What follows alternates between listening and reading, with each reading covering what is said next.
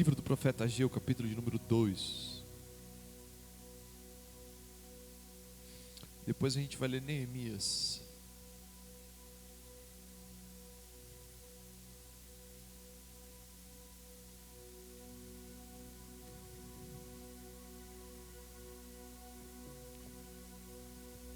Ageu está na Bíblia, gente. Antes de Zacarias, depois de Sofonias, depois de Abacuque. Para quem não está acostumado com Bíblia de papel, tem na segunda página geralmente tem um índice. Para quem está com a Bíblia de celular aí, já tem facinho lá. Vem. Ageu 2, verso 2. Eu já preguei esse texto, mas eu quero só dar uma introdução com ele. E a gente vai lá para Neemias, amém? Verso 2, Ageu 2. Fale agora a Zorobabel, filho de Salatiel, governador de Judá, e a Josué, filho de Josadaque, o sumo sacerdote, e ao remanescente do povo, dizendo: quem de vocês que tenha sobrevivido contemplou esse templo na primeira glória? E como vocês o veem agora? Por acaso não é nada como aos olhos de vocês? Mas agora o Senhor diz: seja forte, Zorobabel, seja forte, Josué, filho de Josadaque, o sumo sacerdote, e vocês, todo o povo da terra, sejam fortes, diz o Senhor, e trabalhem, porque eu estou com vocês, diz o Senhor dos exércitos. Segundo a aliança que fiz com vocês quando saíram do Egito, o meu espírito habita no meio de vocês. Não tenham medo, pois assim diz o Senhor dos exércitos: daqui a pouco, mais uma vez eu farei tremer o céu, a terra, as nações, e encherei, e serão trazidas as coisas preciosas de todas as nações, e encherei esse templo, diz o Senhor dos exércitos. Minha é a prata, meu é o ouro, diz o Senhor dos exércitos. A glória deste novo templo será maior do que a do primeiro, diz o Senhor dos exércitos. E neste lugar darei paz, diz o Senhor dos exércitos. Agora abra lá em Neemias.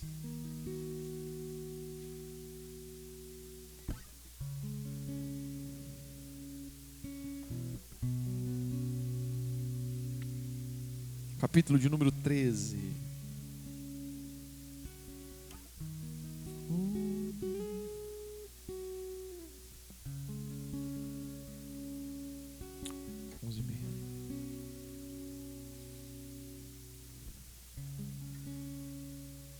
Achou Neemias 13? Deixa eu orar aqui. Vamos orar antes de ler essa porção, amém?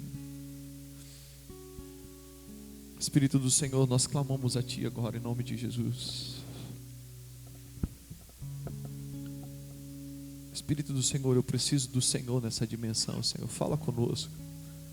Verdadeiramente traz, ó Pai, clareza, entendimento, revelação. Faz a Tua obra, Senhor. Eu preciso do Senhor. Eu preciso do Teu Espírito trazendo, ó Pai, revelação. Eu preciso do Teu Espírito guiando, Senhor Jesus, cada etapa dessa mensagem. Sem Ti eu não sei fazer, Espírito de Deus. Eu preciso do Senhor nessa manhã. Ó Pai, fala com a Tua igreja, Senhor. Ó Pai, eu sei que há uma palavra para ser liberada sobre as nossas vidas. Palavra tal, ó Pai, ó Deus, que pode, Senhor Jesus, nos realinhar a Tua rota, nos realinhar, ó Deus, aonde o Senhor quer que estejamos. Sem Ti eu não sei fazer, Senhor. Sem Ti eu não sei fazer. Pai, que esse povo esteja atento à Tua palavra e que de mim saiam rios de águas vivas, ó Pai, como o Senhor nos prometeu, que aquele que beber de mim, dele fluirão rios de água viva. Que haja poder, ó Pai. Não faz sentido uma pregação sem Teu poder, sem Tua presença. Assim eu oro no nome de Jesus, amém. Neemias 13 vai dizer: naquele dia o livro de Moisés foi lido para o povo, E nele achou-se escrito que os amonitas e os moabitas não deveriam jamais entrar na congregação de Deus, jamais entrar na congregação de Deus. E por quê? Porque não tinham ido ao encontro dos filhos de Israel com pão e água. Em vez disso, contrataram Balaão para os amaldiçoar. Mas o nosso Deus transformou a maldição em bênção. Quando os israelitas ouviram esta lei, afastaram de todo Israel todos os estrangeiros. Antes disto, o sacerdote Eliasibe, encarregado dos depósitos do templo do nosso Deus, parente de Tobias, havia cedido para este uma grande sala. Anteriormente, era ali que se depositavam as ofertas de cereais, o incenso, os utensílios e os dízimos dos cereais, do vinho e do azeite, que eram destinados aos levitas, cantores e porteiros, bem como as contribuições para os sacerdotes. Mas quando isso aconteceu, eu não estava em Jerusalém, porque no 32º ano de Artaxerxes, rei da Babilônia, eu tinha voltado para junto do rei. Mas depois de certo tempo, pedi licença ao rei e voltei para Jerusalém. Então soube do mal que Eliasibe havia feito para beneficiar Tobias, cedendo-lhe uma sala nos pátios da casa de Deus. Isso me deixou tão irritado que atirei todos os móveis de Tobias para fora da sala. Então ordenei que purificassem as salas e coloquei ali outra vez os utensílios da casa de Deus com as ofertas de cereais e o incenso. Também soube que as porções dos levitas não estavam sendo dadas a eles, de maneira que os levitas e os cantores que faziam o serviço tinham fugido, cada um para o seu campo. Então repreendi os magistrados e perguntei: por que a casa de Deus ficou abandonada? Reuni os levitas e os cantores e restituiu a seus postos. Então todo o Judá trouxe os dízimos dos cereais, do vinho e do azeite aos depósitos. Porque por tesoureiros dos depósitos pus Selemias, o sacerdote, Zadok, o escrivão, e um levita chamado Pedaías. Como assistente deles pus Anã, filho de Zacur, filho de Matanias. Esses homens foram achados fiéis e ficaram encarregados de distribuir as porções entre os seus irmãos. Lembra-te de mim, ó meu Deus, e não apagues o bem que eu fiz ao templo de meu Deus e ao seu serviço. Naqueles dias, vi que em Judá havia homens que no sábado pisavam uvas nos lugares e traziam trigo que carregavam sobre jumentos. Também no dia de sábado traziam para Jerusalém vinho, uvas e figos e todo tipo de cargas. Protestei contra eles por venderem alimentos nesse dia. Também moravam em Jerusalém homens de Tiro que traziam peixes e todo tipo de mercadorias, que no sábado vendiam aos filhos de Judá e em Jerusalém. Repreendi os nobres de Judá e disse-lhes: que coisa errada é essa que vocês estão fazendo?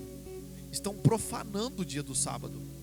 Por acaso os pais de vocês não fizeram o mesmo, levando o nosso Deus a trazer todo este mal sobre nós e sobre esta cidade? E vocês ainda estão trazendo ira maior sobre Israel, profanando o sábado?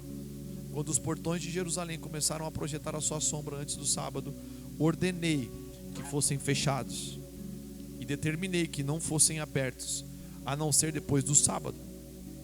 Coloquei alguns dos meus servos junto aos portões, para que nenhuma carga entrasse no dia de sábado. Então os negociantes e os vendedores de todo tipo de mercadorias pernoitaram fora de Jerusalém uma ou duas vezes. Eu os repreendi e disse-lhes: por que estão passando a noite diante da muralha? Se fizerem isso outra vez, eu usarei a força. Daí em diante não voltaram mais no sábado. Também mandei aos levitas, presta atenção agora, que se purificassem e viessem guardar os portões para santificar o dia de sábado. Também nisto lembra-te de mim, ó meu Deus, tem piedade de mim por tua grande misericórdia. Vi também naqueles dias que judeus haviam casado com mulheres asdonitas, amonitas e moabitas, e seus filhos falavam metade das palavras na língua de Asdod ou na língua de seu respectivo povo, mas não sabiam falar a língua dos judeus. Eu os repreendi e os amaldiçoei, espanquei alguns deles e arranquei os seus cabelos, e os fiz jurar em nome de Deus, dizendo: não deem mais as suas filhas em casamento aos filhos deles, nem escolham mais as filhas deles para os seus filhos ou para os mesmos. Não foi por causa disto que Salomão, rei de Israel, pecou? Entre muitas nações não havia rei semelhante a ele. Ele era amado por seu Deus, e Deus o colocou como rei sobre todo Israel. Mas as mulheres estrangeiras o fizeram cair no pecado. Será que devemos dar ouvidos a vocês para fazermos todo este grande mal, sendo infiéis ao nosso Deus, casando com mulheres estrangeiras? Uma das filhas de Joiada, filho do sumo sacerdote Eliasibe, era genro de Sambalate, o Horonita. Por isso eu o expulsei da minha presença. Verso 29. Lembra-te deles, ó meu Deus, pois contaminaram o sacerdócio e a aliança sacerdotal e levítica. Assim os purifiquei de tudo o que era estrangeiro, e organizei o serviço dos sacerdotes e dos levitas, cada um na sua função. Organizei também o fornecimento de lenha em tempos determinados, bem como das primícias. Presta atenção. Lembra-te de mim, ó meu Deus, para o meu bem. Amém? Glória a Deus. Queridos, eu quero trabalhar com vocês essa manhã uma palavra que Deus colocou no meu coração, e eu chorei muito essa manhã ainda enquanto eu orava. O título dessa mensagem, eu quero que você repita para ficar no seu coração, é Reconstrutores e Reformadores. Vamos lá no 3? 1, 2, 3. Reconstrutores e reformadores. À primeira vista, querido, reconstruir e reformar parece ser a mesma coisa, não é verdade? Qual que é a diferença entre reconstruir e reformar? Tudo aquilo que você vai reconstruir é porque você precisa, quando você chega naquele lugar, naquele ambiente, aquilo que precisa ser reconstruído está em ruínas, está destruído, está ao chão. Então, para que você faça a reconstrução, é necessário que você lance novamente os fundamentos. É necessário que você cave de novo.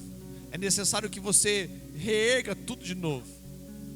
Quando você vai fazer uma reconstrução, é necessário, é possível, desculpa, não necessário, é possível que você mexa na organização e na disposição dos cômodos. Mas quando você vai fazer uma reforma, se torna cada vez mais difícil fazer a mudança de cômodos. Uma reforma, você não precisa começar do zero. A reforma, você, para fazer uma reforma, a primeira característica é que já tenha um prédio levantado. Então você vai lá e você reforma aquele prédio, desculpa. Você começa a trazer coisas, um processo de renovo para aquilo que já está construído. Então você começa a olhar as coisas que estão ruins. Por exemplo, tem uma coisa que me incomoda muito no templo, é aquele buraquinho ali. Aquele buraquinho, tem um buraco que quem está aqui não vai conseguir ver, mas entra a luz ali. Então eu preciso ter... Oi, amor? Tá horroroso, né? Não entendi. Você gosta? Por exemplo, para mim precisa reformar, para a Camila está aceitável. Porque... Então, a reforma, querida, eu não preciso destruir essa parede. Na reconstrução, uma coisa que eu quero fazer é colocar uma outra parede aqui. Então eu vou construir uma parede aqui. Quando nós olhamos para esses textos que eu estou lendo com vocês, nós estamos num jejum de 50 dias. O primeiro texto desse jejum de 50 dias que nós lemos, qual foi? Esdras. No meio de Esdras a gente parou para ler 28 dias de Atos, mas agora nós lemos Neemias e agora estamos lendo Esther. Quando nós olhamos a história de Esdras, e aí eu vou falar cronologicamente, tá? Na história aconteceu assim, ó, Esdras, Ester e depois Neemias, beleza? Não? Ok? Quando nós olhamos cronologicamente para aquilo que aconteceu em Esdras, uma coisa estava acontecendo ali. Por que Esdras precisa reconstruir o templo? Porque o povo, como você já sabe, havia sido levado cativo para a Babilônia. Por que o povo foi levado cativo para a Babilônia? Porque o povo pecou contra Deus. E quando Deus foi levar o povo cativo para a Babilônia, Deus começou a fazer uma coisa, e eu quero que você preste muita atenção agora, porque aqui eu começo a pregar verdadeiramente. Aquilo que Deus fez foi porque o povo se desviou dos propósitos que Deus havia estabelecido para ele. Qual que é o propósito que Deus tem para a tua vida? Qual que é o propósito que Deus tem para você? Qual que é o propósito que, eu não quero simplesmente falar para você pessoa, mas qual que é o propósito que Deus tem para nós enquanto povo? Eu gosto de trabalhar sempre essa ideia coletiva, porque é muito fácil eu me envolver nos propósitos que Deus tem para mim enquanto pessoa, mas é muito difícil eu me envolver no propósito que Deus tem para mim enquanto povo. Porque nos propósitos que Deus tem para nós enquanto povo, aquilo que Deus vai derramar é coletivo, não é individual. Então, enquanto eu sou treinado para ser egoísta, quando eu falo de propósito pessoal, eu estou envolvido, mas a hora que entra no propósito coletivo, Por quê? Porque vai derramar sobre mim e sobre o outro, mas vai exigir o mesmo trabalho para mim, para cair sobre o outro. Qual que é o propósito coletivo para Deus? De Deus para as nossas vidas? O primeiro propósito coletivo de Deus, eu quero que você entenda, é derramar a presença dele no nosso meio. Eu não consigo conceber uma igreja que não tenha a presença de Deus. Eu não consigo conceber uma igreja que não tenha a presença do Senhor. Eu não consigo conceber um povo que é chamado de o povo de Deus, que não anda pelas palavras de Deus, que não tem experiências de milagres, que não tem experiência. E eu não consigo conceber um povo que é chamado de povo de Deus, que não constrói um lugar para a habitação e para o descanso da presença de Deus. A primeira coisa que Deus faz no seu povo, sabe qual que é, Mateus? Construir uma casa para Ele. Por quê? Porque se vocês vão se enveredar no caminho que eu vou guiar vocês, eu vou construir uma casa para estar no caminho com vocês. Então se envolvam no meu propósito, se envolvam no meu projeto, se envolvam na construção da minha casa. Porque enquanto a minha casa estiver no meio de vocês, no caminho de vocês, aonde vocês andarem, eu estarei. E aonde eu estarei, a minha bênção estará com vocês. O que Salomão fez? Desviou. Aí Deus falou, Só que deixa eu te falar uma coisa, qual que é o maior templo de toda a história? O templo mais bonito, o templo mais soberano, o templo redundante em ouro, Salomão. Quando Deus vai levar para a Babilônia, queima-se o templo de Salomão. Os babilônios, eles vêm e eles colocam fogo, eles tiram o ouro, eles tiram a prata e põem fogo, eles queimam a cidade de Jerusalém. E a cidade de Jerusalém está em ruínas. O povo vai lá para a Babilônia. Depois da Babilônia, Deus fala, agora vocês voltam. Agora vocês vão começar a voltar. Volta. Por quê?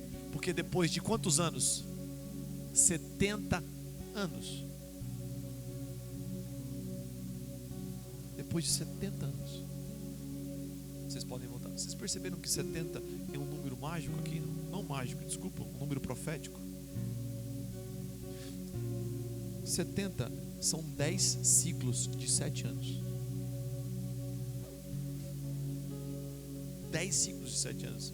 10 na Bíblia significa totalidade, 7 perfeição. Deus está dizendo o seguinte, olha, eu estava habitando no meio de vocês. Eu estava habitando, a minha presença estava no meio de vocês, mas vocês não valorizaram a minha presença. Já que vocês não valorizaram a minha presença, eu vou tirar um templo perfeito. Esse tempo vai ser perfeito. Vocês vão para bem longe.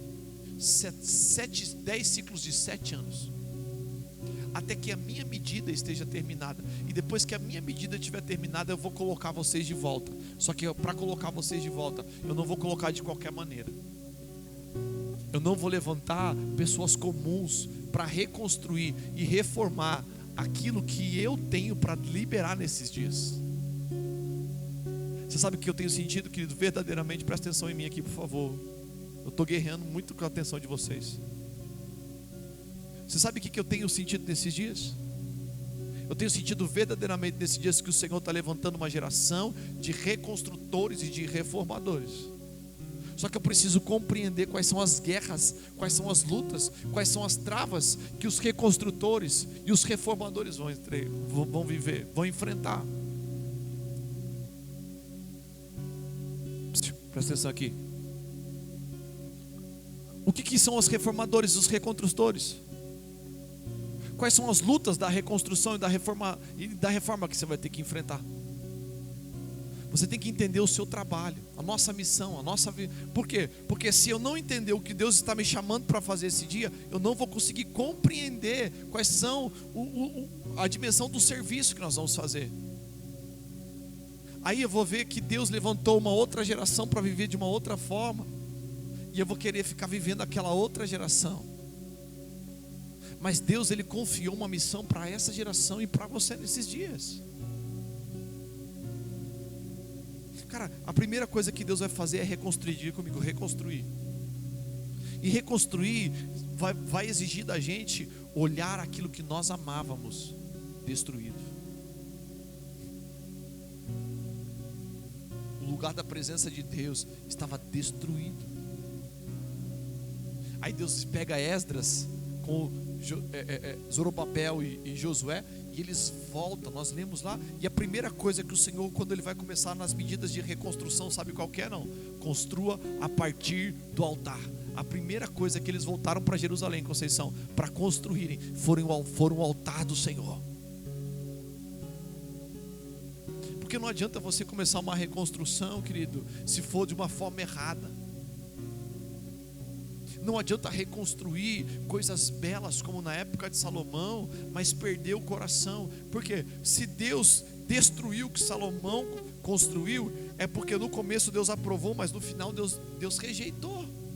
Então não adianta você construir algo esteticamente bom, mas com a essência totalmente deturpada. É por isso que nesses dias, aquilo que o Senhor está levantando é uma geração de reconstrutores que vão reconstruir nas medidas de Deus, do modo de Deus, da forma de Deus. E a forma de Deus para essa estação não é na estação da exuberância, é na estação da essência. E a essência é: eu preciso que a primeira coisa que seja restaurada é adoração e perdão. Porque se não tem altar, não tem adoração. E se não tem adoração, como é que eu vou conduzir ao perdão? Como é que vai ter sacrifício para comunhão de novo com o relacionamento, se não tem altar? Não faz sentido construir um templo por fora e não começar pelo altar. Então Esdras começa um movimento de reconstrução. Por quê? Porque a hora que Esdras termina de reconstruir o altar, o povo já começa a voltar a cultuar. E depois que você começa a cultuar, diga comigo, depois que eu começo a cultuar, a primeira coisa que eu começo a viver são os direcionamentos do Espírito para mim. Você sabe qual que é o maior risco da tua vida de você não vir para a igreja? É porque você vai começando a perder a vida de igreja. E quando você perde a vida de igreja, você perde os direcionamentos do Espírito para a tua vida. E antes aquilo que era tão visível e tão comum na tua vida, agora já começa a ser desprezível. Eu não preciso mais para a igreja. Por quê? Porque eu sou igreja sozinho. Não, você não é igreja sozinho, querido. Você é templo sozinho. Só que esse templo vai ser destruído se você não ficar em comunhão com outros templos. Como é que você vai receber palavra na tua casa? Tem YouTube, mas e a comunhão? Como é que tu vai receber a comunhão na tua casa? Como é que você vai ser alinhado na tua casa? Como é que você vai receber a imposição de mãos na tua casa? Como é que você vai receber estratégias na tua casa? Quanto mais, queridos, eu vivo a vida da igreja, mais a vida da igreja vai estar colocada dentro de mim. E quanto mais eu viver a vida da igreja, mais o Espírito Santo vai agir por meio de mim. É por isso que o Senhor está reconstruindo a essência a partir do altar, para que o Espírito volte a manifestar direcionamentos para mim e para minha casa, para que o Espírito volte a manifestar discernimentos. Mas depois que toda a reconstrução está feita, toda a reconstrução do templo está feita, as festas estão novamente acontecendo, o povo está sacrificando, o povo voltou a dizimar e ofertar. Jerusalém ainda continua totalmente destruída. Esdras reconstrói o templo. Nesse tempo que Esdras reconstrói o templo, Esther ainda está lá com os persas. Esther ainda está lá sendo fiel ao Senhor. Decretos de morte, enquanto o povo está reconstruindo o templo, presta atenção, decretos de morte contra os judeus estão sendo levantados. Mordecai está tendo que ser levantado para sustentar a situação, porque se Esther e Mordecai não se levantam, Haamã destrói todo o povo. Então você está entendendo que em tempos de reconstrução, batalhas de reconstrução no templo para a casa de Deus estão acontecendo, mas enquanto a casa de Deus prospera, Satanás fala: eu vou atacar o povo, eu vou eliminar o povo, eu vou eliminar a família, eu vou eliminar a unção, eu vou eliminar a aliança, porque agora vocês vão ter templo, mas não vai ter povo para existir. Então quando eu olho em estações como as nossas, de reconstrução e de reforma, eu vejo que existe muito trabalho, mas também existe muita guerra contra as nossas vidas. É uma guerra que tenta parar a reconstrução, é uma guerra que tenta acabar com as nossas famílias, é uma guerra que tenta extirpar o povo de Deus. Por quê? Porque se tiver um templo e tiver um povo para adorar, a presença vem, e se a presença vem, os outros povos não conseguem sustentar a presença de Deus, porque a medida de avanço de Deus é imputada dentro do coração do povo de Deus, a unção é colocada dentro de nós, a presença dentro de nós, os avanços geográficos acontecem, mais pessoas são convertidas, o Espírito desce sobre crianças, o Espírito desce sobre jovens, o Espírito desce sobre adultos, o Espírito começa a fazer a sua obra, e o reavivamento que Deus tanto espera começa a acontecer. Então você começa a entender os problemas e as lutas. Só que para cada nova estação de batalha, Deus levanta uma liderança forte. Esdras, Esther. Você se lembra que Esther se casa com Assuero?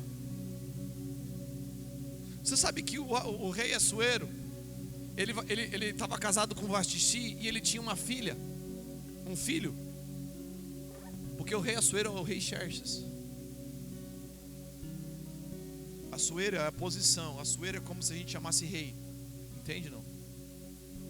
O Assuero é um termo, não é o nome dele. A gente que chama o rei Assuero, mas Assuero é o termo. E o filho de Xerxes é Artaxerxes. Então, Esther foi madrasta de Artaxerxes. Artaxerxes, quem leu Neemias aqui com a gente? Deixa eu ver. Se você leu Neemias, você percebeu que Neemias ele servia, ele era o quê? Copeiro do rei? Então Neemias é um judeu que tinha acesso, porque Esther teve influência sobre aquele povo. Então a reconstrução de Jerusalém passou por uma mulher reposicionada.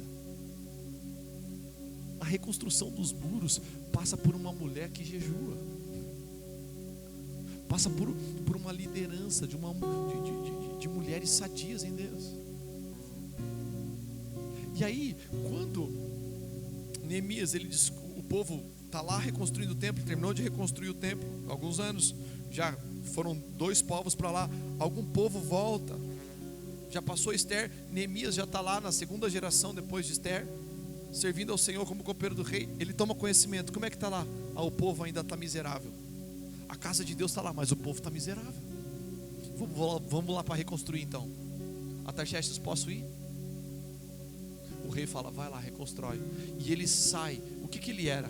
Copeiro do... E aí quando ele chega lá, ele é governador de Judá.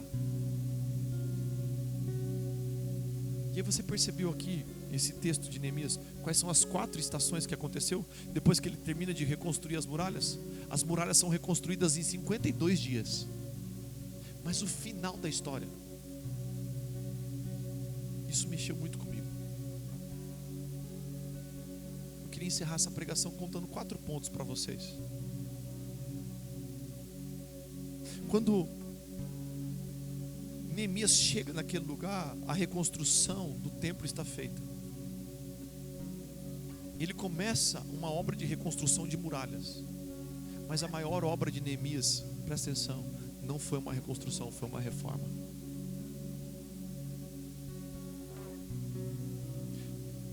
Reconstruir, querido, é necessário,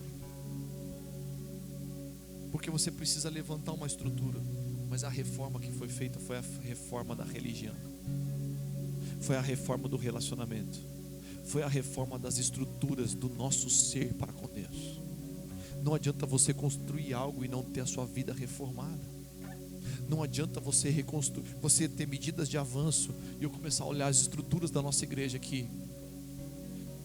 Eu vi que aquele buraco lá que me pega, a gente refazer, eu tapar aquelas 2 janelas lá, o buraco, trocar as lâmpadas, passar luz, colocar telão, colocar som, colocar minha sala, colocar pintar. Não adianta nada eu refazer, reconstruir todas essas coisas, mas se não houver dentro de ti uma reforma de reposicionamento espiritual, de que adianta você ter medidas de reconstrução, sendo que a reforma verdadeira está sendo jogada fora no lixo, cara. Eu vejo na minha vida, olhando a palavra de Deus, na verdade, quanto mais eu leio a palavra de Deus, mais eu vejo que a liderança, ela precisa viver em constante reforma. E você sabe que o líder, ele tem por característica ser chato?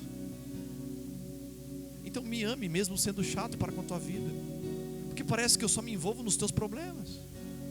O Flores só vem aqui para repreender. Você sabe por que eu só vou para repreender na mesa? Sabe por que eu estou sempre batendo?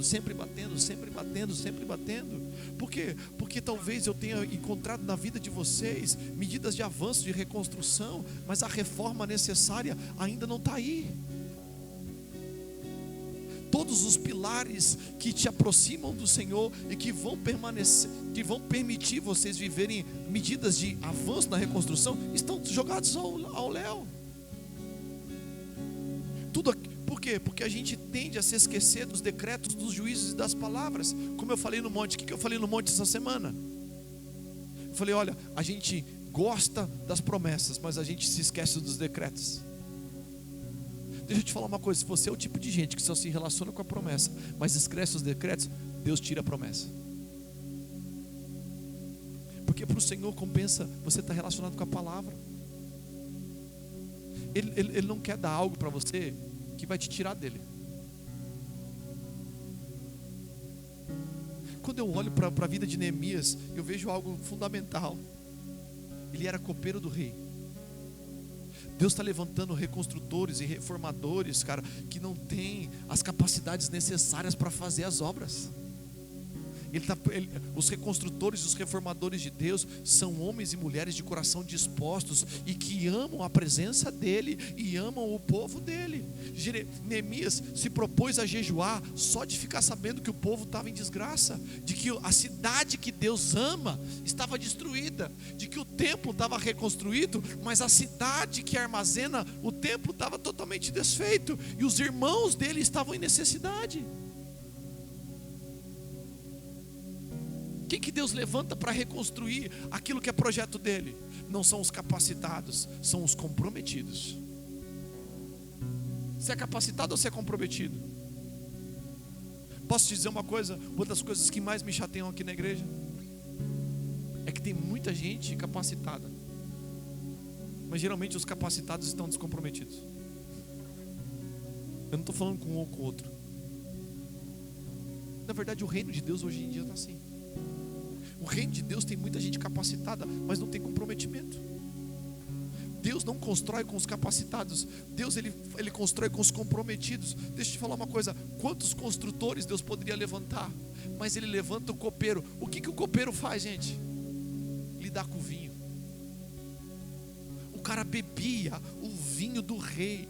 E ele fala, deixa eu te falar uma coisa, eu vou abrir mão disso aqui, se você me permitir, para fazer uma coisa que está fora da minha zona de conforto, que está fora da minha especialidade.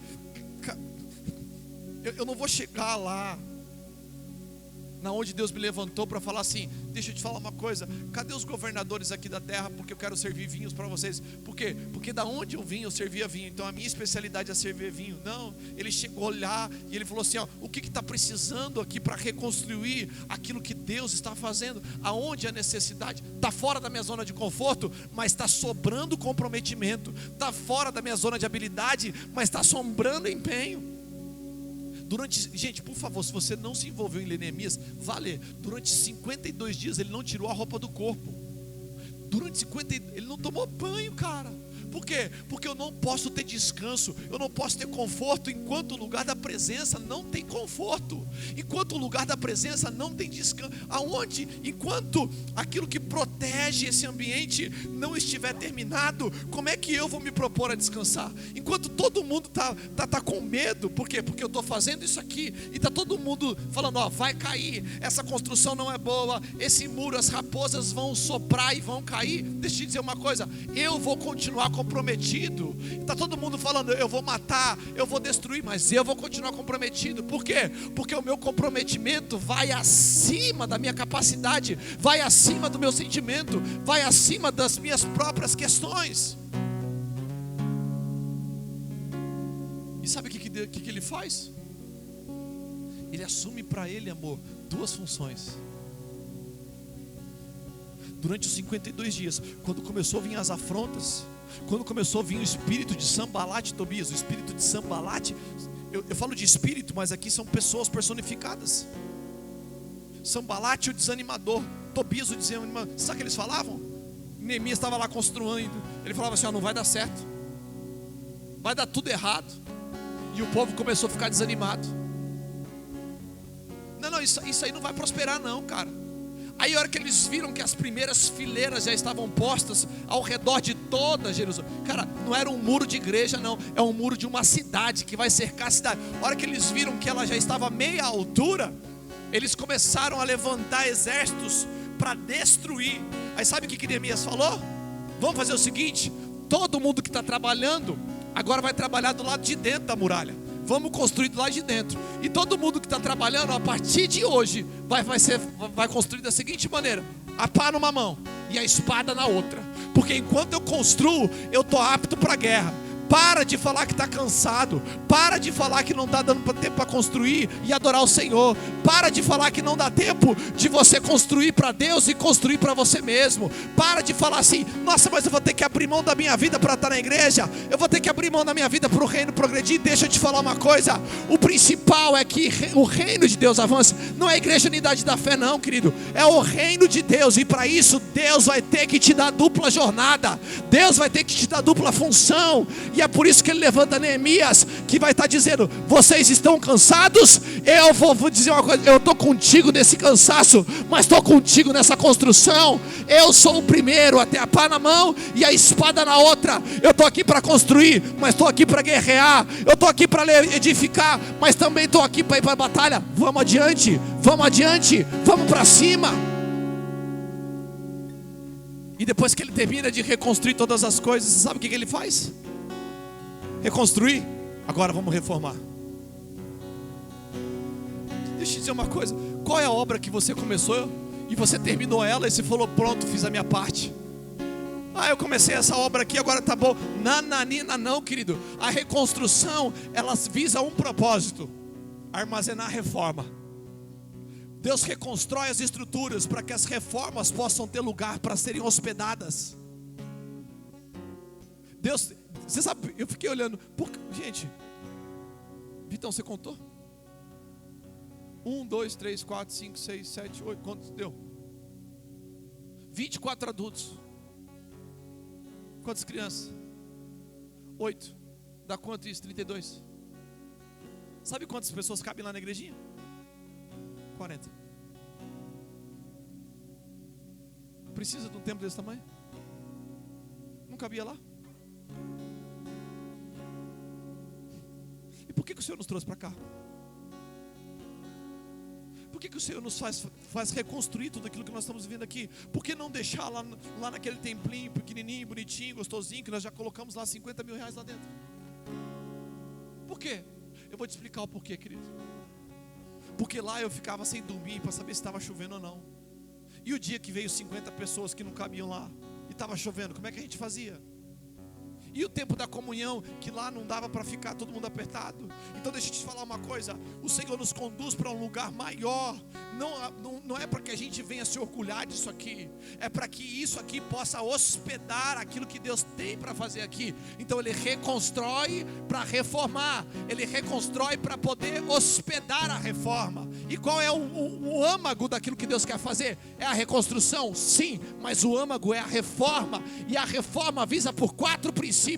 Primeiro princípio: volta para a lei, volta para a palavra, volta a ouvir a voz de Deus. Se não ouvir a voz de Deus, não tem reforma. Se não ouvir a voz de Deus, não adianta a estrutura. Se não voltar para a lei de Moisés, não tem porquê ter medida de avanço.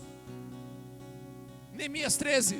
E naqueles dias foi lida a lei de Moisés, e compreenderam e entenderam que não poderiam se associar com os moabitas e com os amonitas. Por quê? Porque não vieram com pão e água quando o povo estava passando por meio do deserto. Deixa eu te dizer uma coisa: se você reconstrói, mas não entra nas medidas da palavra, você não consegue compreender o que Deus te ordenou. E se você não compreende o que Deus te ordenou, você se associa com quem Ele falou para você não se associar. Manda embora o estrangeiro, mande embora os amonitas, mande embora quem está te desviando do propósito, mande embora. Por quê? Porque se você está dizendo, é muito bom estar junto com eles. Ah, é bom porque eles estão nos servindo. Deus está dizendo, eu não quero que eles te sirvam.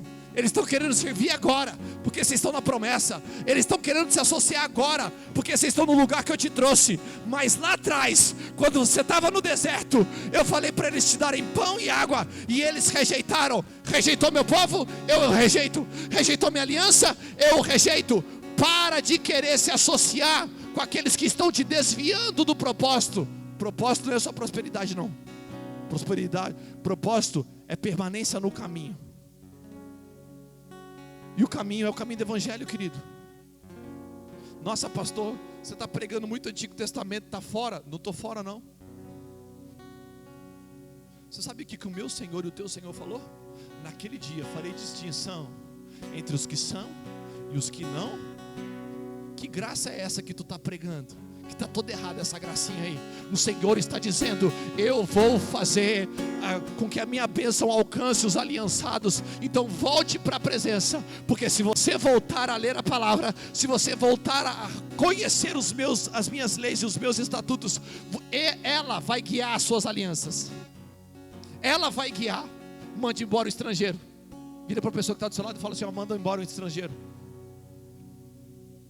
Você não vai conseguir ter força para mandar embora o estrangeiro se você não ler a palavra. Que reforma é essa, querido? Quantas e quantas vezes eu já estou pregando para vocês, tem mais de 1 ano e 6 meses. Completou agora 1 ano e 6 meses. E durante 1 ano e 6 meses eu falo, vamos voltar às escrituras, volta a ler a palavra, volta a ler a palavra. Por que eu tenho que ficar mandando você ler palavra? Porque parece que faz 1 ano e 6 meses que você não lê a palavra. E o Senhor está dizendo, volta a ler a palavra, volta para os estatutos, volta, porque depois que vocês romperem isso, aí agora eu vou te mandar a segunda dimensão. Você lembra qual era o nome daqueles 2 espíritos malignos que eu citei aqui, mas que eram pessoas, que eram os desanimadores ou não? Sambalat e o sumo sacerdote Eliasibe chegou para Tobias e falou assim, Tobias, calma aí, o que Tobias estava falando? Vai dar certo a construção?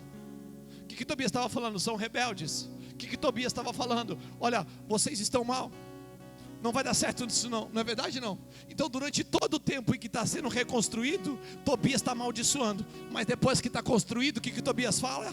Me dá uma porção nisso aí. Deixa eu cuidar da sala do tesouro. Me dá uma salinha na reconstrução. Aí sabe o que Eliasibe fala? Tá bom, deixa eu pegar aqui o lugar que armazena todo o trabalho do povo, aonde eles colocam os tesouros do povo, o dízimo do coentro, do cominho, aonde você pega todos os celeiros de cereal, e você vai estar aqui dentro, aonde governa, aonde administra. É isso que Satanás quer, querido. Enquanto você está construindo, ele está tentando te barrar. Mas depois que você rompeu e terminou de construir, aí ele fala: tá bom, então deixa que eu administro agora. Ah, você conseguiu romper? Deixa eu administrar. Eu vou colocar o desanimador para administrar a sala do tesouro. Você está entendendo que ele está tentando se associar? E qual que é o problema do sumo sacerdote? É que o sumo sacerdote deveria estar dizendo: vai embora. Mas foi Neemias voltar para o rei Artaxerxes que parece que o povo se desviou do propósito. O sacerdote que deveria estar firmado na palavra estava desviado da palavra. Você está construindo em cima de associações ou você está construindo em cima da palavra? Você está construindo em cima de benefícios próprios? Por quê? Porque Tobias era parente de Eliasibe. Ele era parente. Você está colocando pessoas que são parentes seus, ou você está colocando aqueles que são aliançados com a palavra para governar aquilo que Deus demorou tanto tempo para romper na tua vida? Aí Deus está falando assim: ó, para o repouso da minha presença e para a minha cidade santificada, você vai ter que mandar embora. Neemias volta, ah, meu Deus do céu, colocando o pé na porta, Dani, e falando assim: ó, sumo sacerdote, era para você estar me repreendendo. Eu sou governador, eu sou alguém, eu sou alguém que ficava lá ainda na Babilônia picando um pouquinho de vinho todo dia. Era para você estar me repreendendo. Eu sou alguém acostumado com vinho. O pão é para você me dar. Ah, o alimento é para você me dar. A lei é para você me dar. É por isso que Deus vai, quando vai levantar os reconstrutores e os reformadores, Ele não levanta aquele que está acostumado com o pão. Ele levanta aquele que sabe lidar com o vinho. Por quê? Porque somente quem tem a sensibilidade no Espírito pode começar a discernir aquilo que Deus está fazendo. Às vezes a religiosidade, às vezes a teologia da sua igreja está te impedindo de romper. É por isso que Deus fala: eu vou chamar os embriagados no Espírito, aqueles que gostam do vinho, para reconstruir. Eu preciso desses. Eu preciso desse maluco aí. Eu preciso daqueles que gostam de visitar o boteco do Joel, capítulo 2, verso 28. E derramarei do meu Espírito naqueles dias sobre toda a carne. Eu preciso reconstruir, reformar os aliançados com o meu Espírito. O problema das nossas vidas é que a gente está se perdendo demais nas nossas alianças. Você sabe o que Neemias faz já quando ele volta? Ele pega as coisas e ele começa a jogar fora. Ele fala: muito me irritei. Alguém já me viu irritado aqui? Semana passada o Dani não quis nem mexer no som, porque na outra eu repreendi o Mateus. Ele falou: eu não vou mexer no som. Me perdoa, tá, Marcos? Você já me perdoou teu coração, né? Por que eu fico irritado muitas vezes, querido? E o culto às vezes é pancada? Porque eu estou vendo. Eu olho às vezes para a vida de vocês e eu falo: cara, não está ajustado.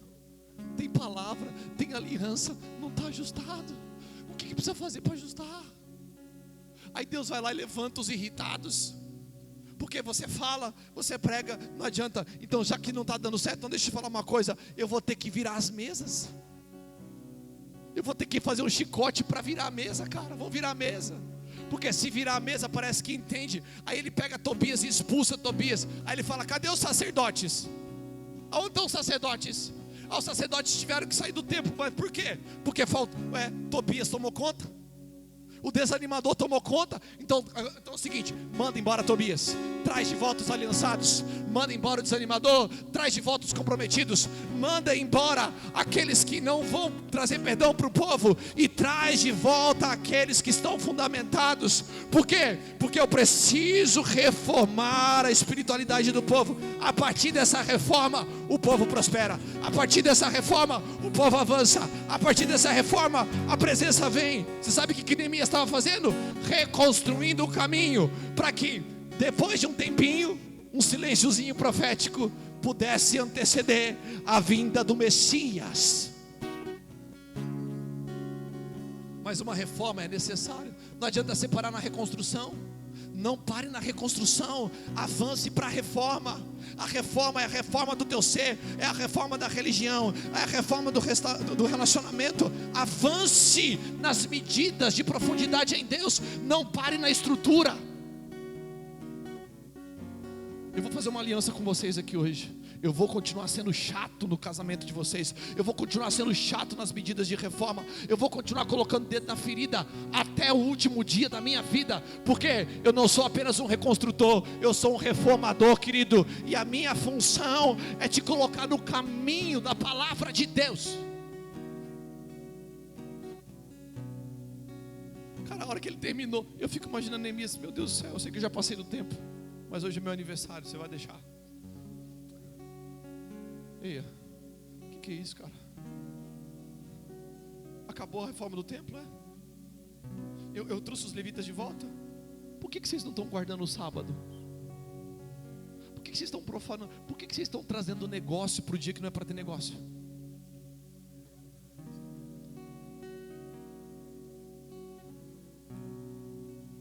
Você não percebeu, agora sua ficha vai cair.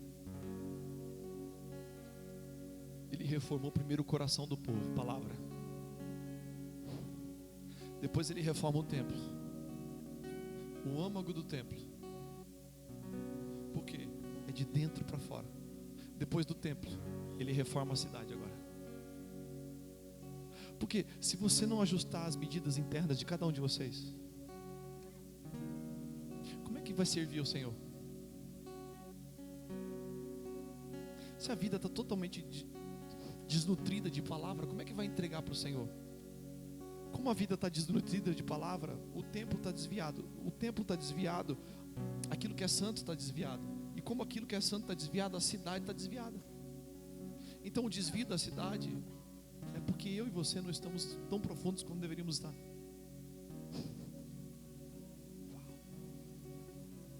Aí depois que ele faz isso, aí vem aquilo que o Gustavo fez hoje.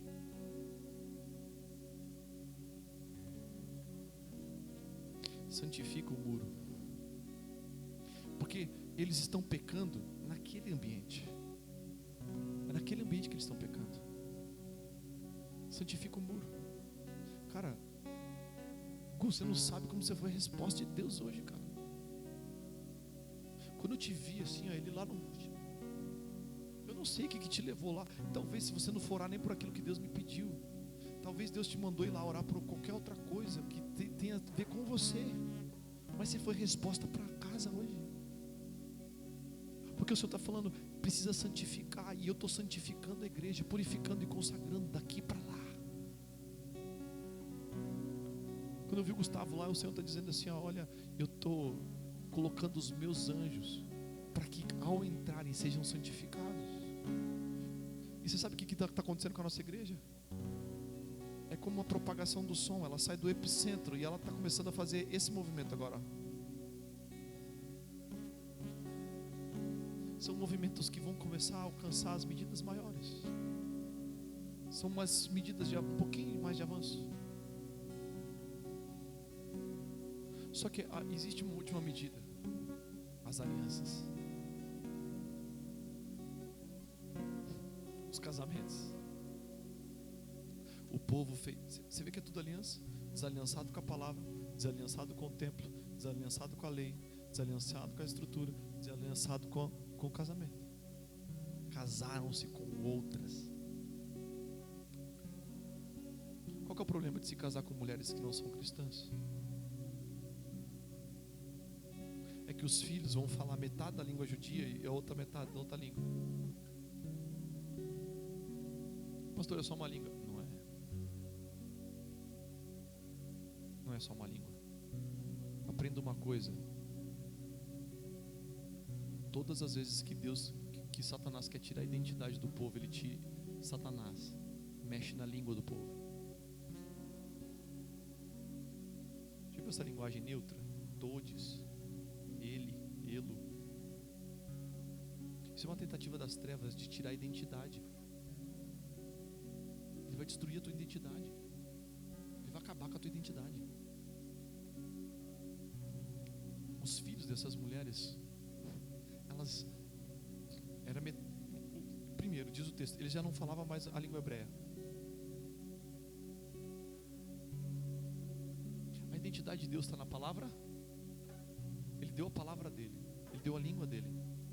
Como é que tu não vai falar a língua de Deus?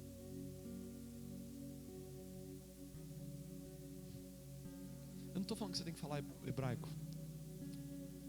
Ontem eu estava numa mesa de aconselhamento e a pessoa falou assim para mim: pastor, comecei a me relacionar com uma pessoa e essa pessoa, ela parece ser bem temente a Deus, mas ela não vai na igreja. Eu falei: tá errado, né, filho? Ela não vai na igreja, ela não é temente a Deus. Não adianta você falar que ela é temente a Deus porque ela usa Deus. Ela falou assim, aí eu falei, aí ela falou, a pessoa se abriu. Na hora que ela terminou de se abrir, eu falei assim para ela: o Espírito Santo me trouxe isso. Eu falei assim: ó, essa pessoa tem medo de você. Ela regalou o olho assim. Ela falou: como é que você sabe? Eu falei: porque Deus me falou.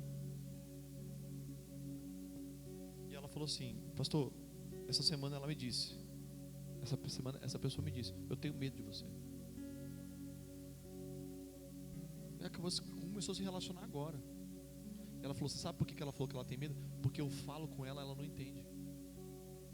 Eu falo sobre as medidas de Deus, eu falo sobre as revelações de Deus. Ela fala: o que é isso? Como é? Deus fala contigo? Ou você fala coisas que assustam o meu espírito? Assustam. Você sabe por que isso acontece?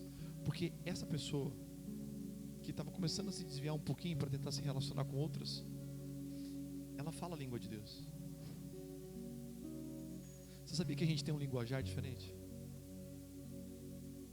Não é só a paz do Senhor, não é só as brincadeiras do incircunciso filisteu.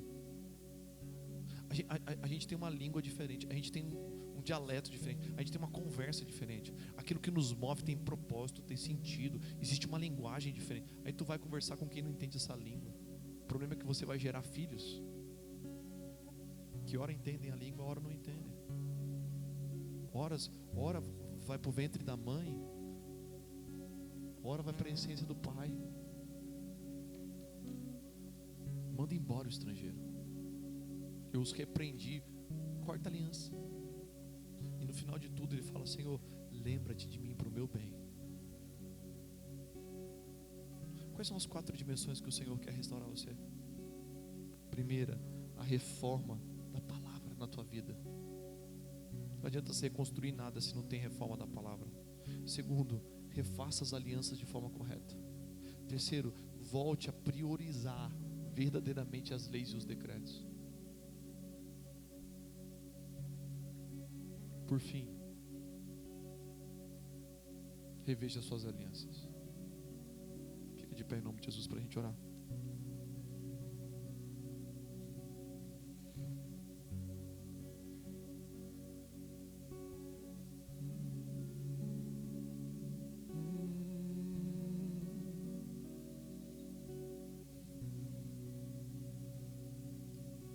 Posso ser bem sincero, por que o Senhor falou comigo hoje?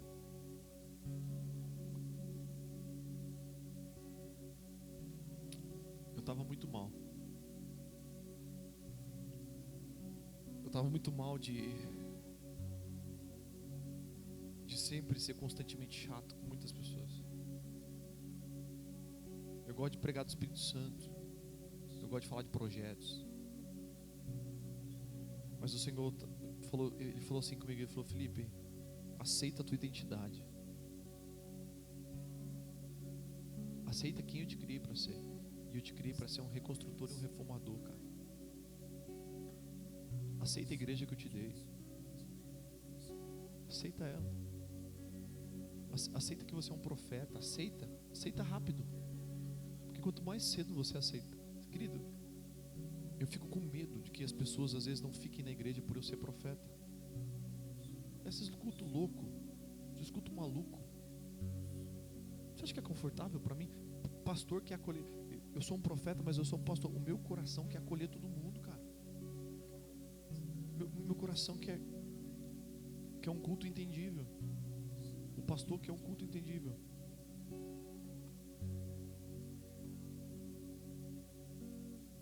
Mas o Senhor falou: Felipe, eu te levantei para ser Samuel, não para ser Saul.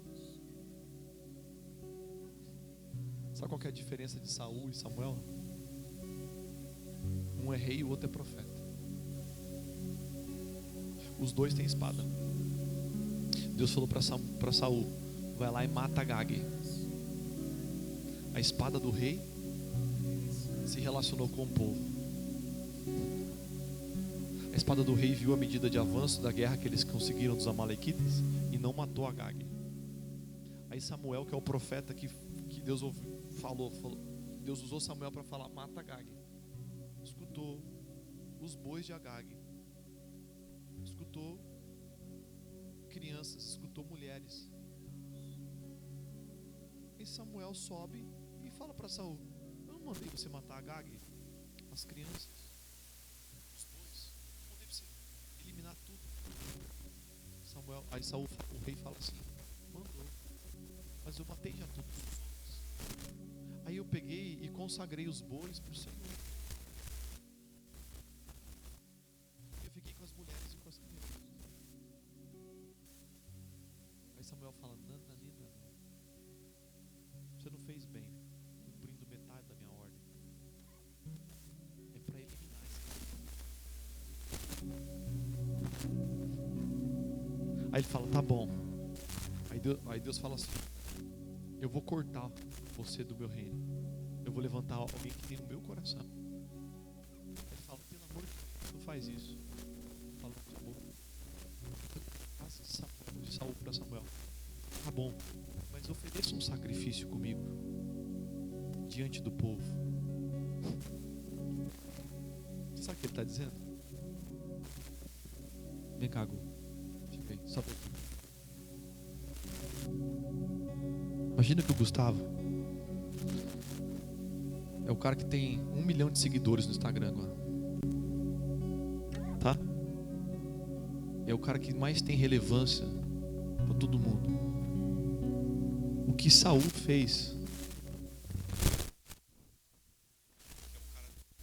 se ele fala todo mundo vem, é o cara que atrai a multidão, o cara que dá um, é como ele falou assim: ó, Felipe, você errou, acabou para você, eu vou te destituir, eu tô tirando a minha unção. E eu falasse: tá bom, pode tirar a unção, mas aparece comigo, continua chamando a galera para vir, aparece comigo em público, vamos lá e faz assim, ó. Porque para mim mais importa eu ser aceito por esse povo do que ser aceito por Deus. Pode descer lá, obrigado. Isso é terrível. Você sabe o que Samuel fez? Pegou a espada e matou todos. Eu aprendi uma coisa, querido. Muitas vezes a espada do rei, ela é seletiva.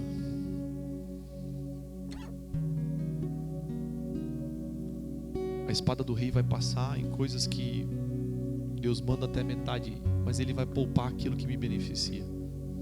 A espada do profeta não. A espada do profeta vai cumprir completamente os desígnios de Deus, ainda que muitos sejam cortados. A espada do profeta nunca enriqueceu o profeta, a espada do rei enriqueceu o rei. Deus falou para mim: Felipe, eu te dei uma espada de profeta, não uma espada de rei. Você não negocia.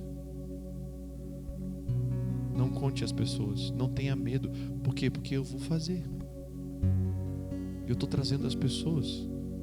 Algumas serão cortadas, mas elas serão cortadas não porque eu quero, é porque elas se sentirão cortadas. Então aceita a identidade. Posso te pedir uma coisa? Aceita aquilo que Deus te chamou para ser. Assuma a tua identidade e vá. Vai, Mileninha, Deus te chamou, filha. Deus te chamou, Debe, vai. Não rejeite a espada que Deus te deu. Seja fiel a ela.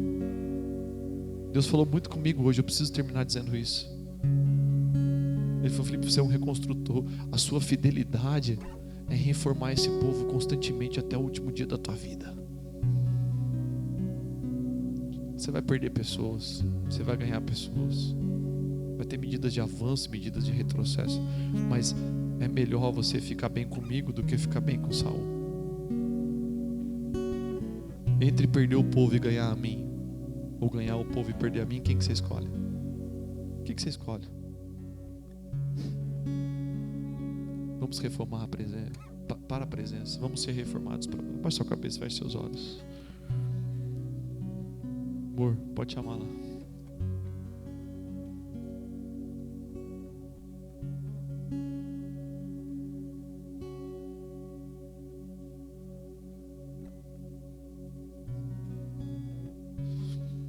Espírito do Senhor, obrigado por esse dia, Senhor. Obrigado por esse tempo. Obrigado pela Tua palavra. É uma mensagem extensa assim, Senhor. Quantas vezes eu quero, Senhor Jesus, ser aquele homem que vai terminar no tempo porque eu quero. Mas, Senhor Jesus, nesses dias, ó Pai, eu tenho sentido que nós vamos educar um povo a estar mais comprometido com a Tua palavra do que com os próprios fazeres. Ó Pai, nós não vamos entender essas dimensões, ó Pai, de avanço como desleixo, pelo contrário, Senhor, mas como um sinônimo de permanência na Tua palavra, de permanência na Tua presença, de permanência no lugar, ó Pai, da onde o Senhor fala.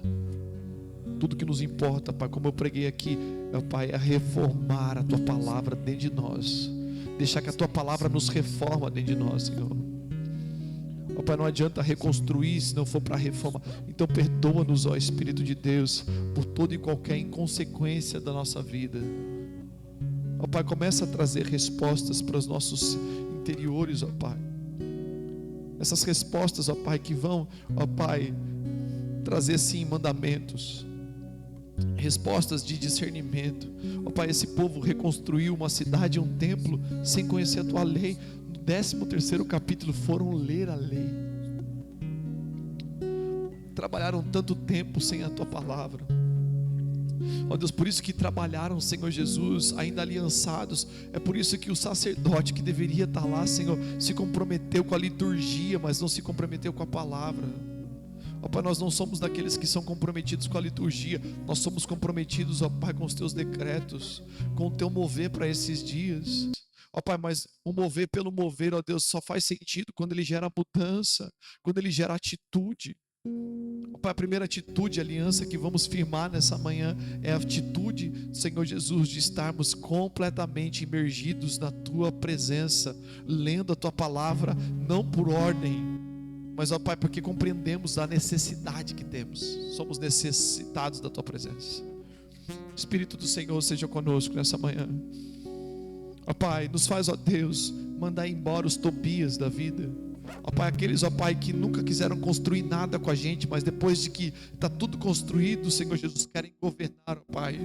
Ó Deus, nós estamos construindo lugar para a Tua presença. Os desanimadores, ó Pai, os amaldiçoadores não farão parte do ambiente da Tua presença, Senhor. Ó Pai, não terão parte no ministério, Senhor. Não terão parte, Deus, na administração, ó Pai. Então manda embora os espíritos malignos, ó Pai. Manda embora, Pai, essas pessoas que aqui estão, ó Pai, não há nenhum deles que seja um infiltrado. Todos eles são do Teu Espírito. Mas manda embora a mentalidade, Senhor Jesus, confusa. Ó Pai, que nós venhamos reavivar, ó Deus, diante do Senhor a nossa vida. Graças Te damos, que as Tuas medidas estejam em nós. Assim eu oro, Senhor, em nome de Jesus. Eu gostaria que servisse a ceia.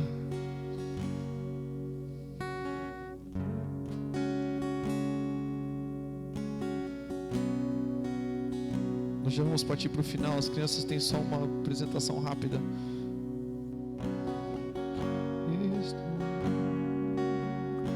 A essência da adoração, e a essência és Tu, a essência és Tu, Jesus. Me perdoa pelo que eu fiz dela, pois a essência és Tu, a essência és Tu, Jesus.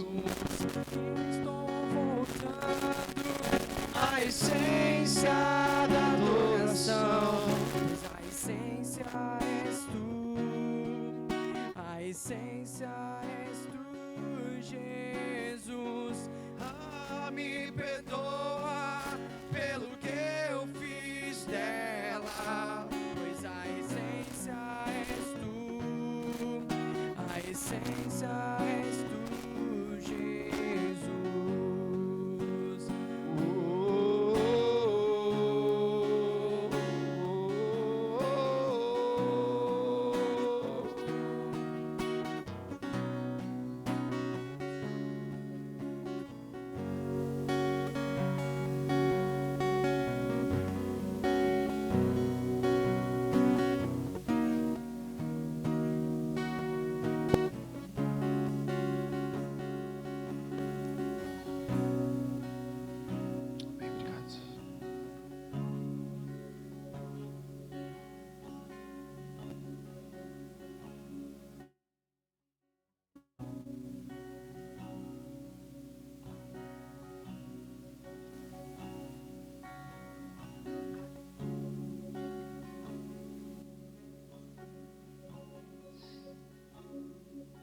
Pegue seu cálice nas mãos em nome de Jesus.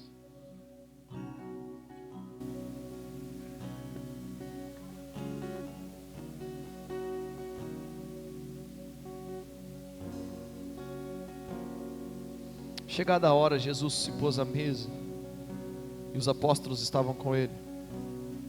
Então Jesus lhe disse: tenho desejado ansiosamente comer esta Páscoa com vocês antes do meu sofrimento, pois lhe digo que nunca mais a comerei até que ela se cumpra no reino de Deus. E pegando um cálice, depois de ter dado graça, disse: peguem e repartam entre vocês, pois eu digo a vocês que de agora em diante não mais beberei do fruto da videira até que venha o reino de Deus. E pegando um pão, tendo dado graças, o partiu, deu-lhes e disse: pega seu pão, isto é o meu corpo que é dado por vocês, façam isso em memória de mim. Feche seus olhos nessa manhã.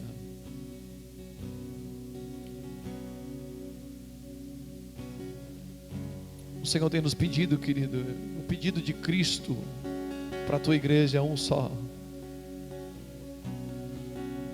é de que todas as vezes que nós fomos comer ou beber desse cálice, o façamos em memória. A memória é lembrando dele. Não faz sentido comer o pão, sentir o sabor desse pão sem fermento, se não se lembrar do motivo pelo qual esse pão está nas nossas mãos. Lembre-se do sacrifício de Cristo.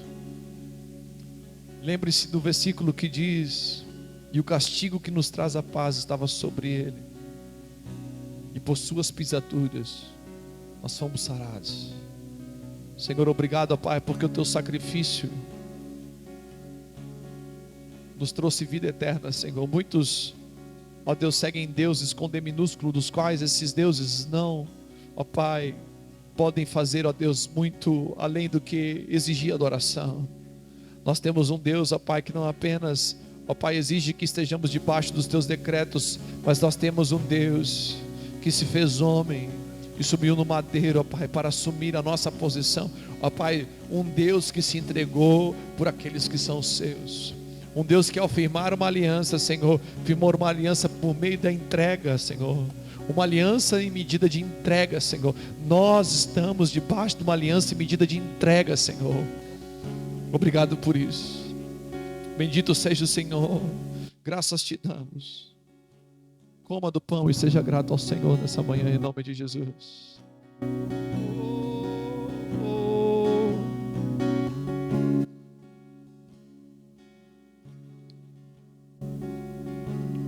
Do mesmo modo, depois da ceia, pegou o cálice dizendo: esse cálice é a nova aliança no meu sangue derramado por vocês.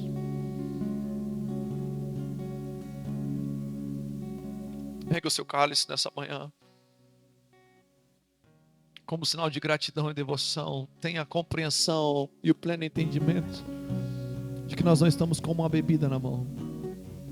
Nós estamos segurando a nova aliança.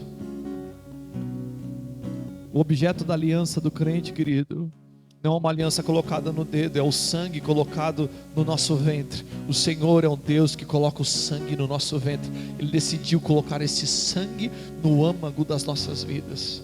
O sangue de Cristo corre em nossas veias. O sangue de Cristo está sobre a sua cabeça. O sangue de Cristo está regenerando você de dentro para fora e de fora para dentro. Seja grato ao Senhor nessa manhã.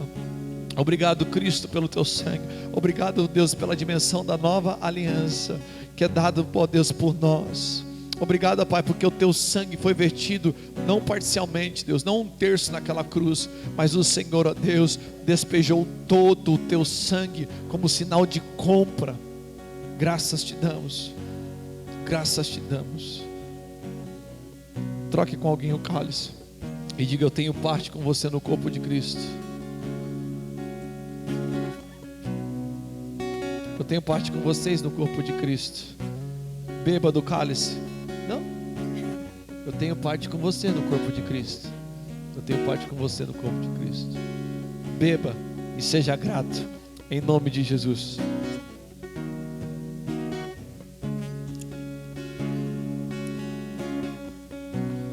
Oh. Deus.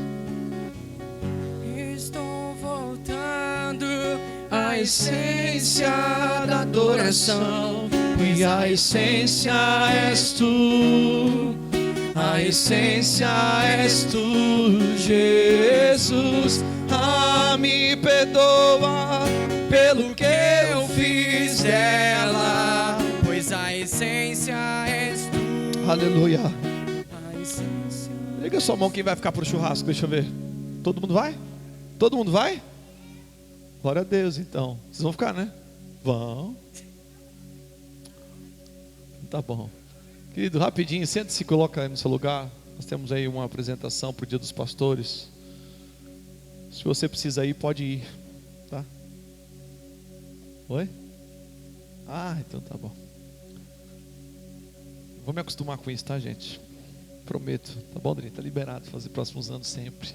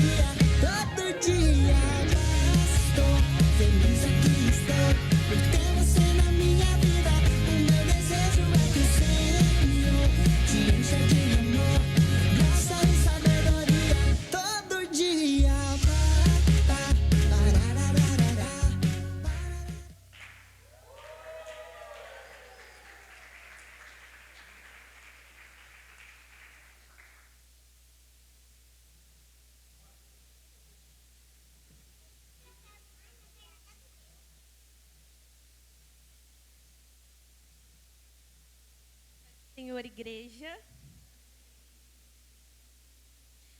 eu vou ler uma palavra de homenagem para os pastores. As crianças vão ficar aqui comigo, porque depois elas vão entregar as cartas que elas fizeram e as lembrancinhas para os pastores, tá bom?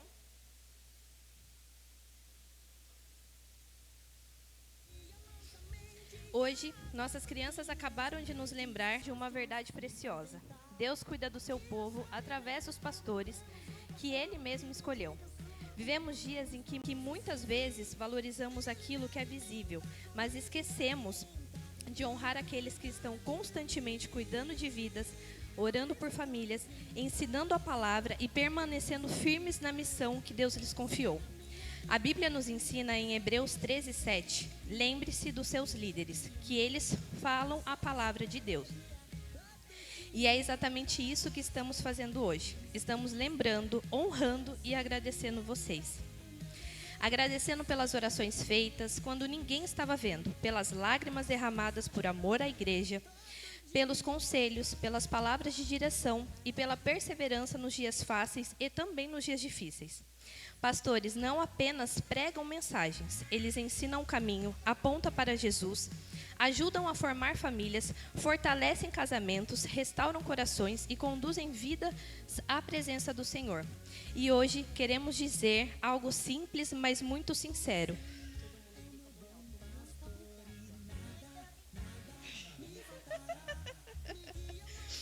Obrigada por nos ensinarem a palavra de Deus, obrigada por cuidarem deste rebanho com amor e obrigado por permanecerem fiéis ao chamado que receberam do Senhor. Que Deus continue fortalecendo suas vidas, renovando suas forças e recompensando cada semente plantada no reino. E que essa igreja nunca perca a alegria de honrar e reconhecer aqueles que Deus levantou para cuidar dela. Pastores, recebam nosso amor, nossa gratidão e nossas orações. Nós amamos vocês.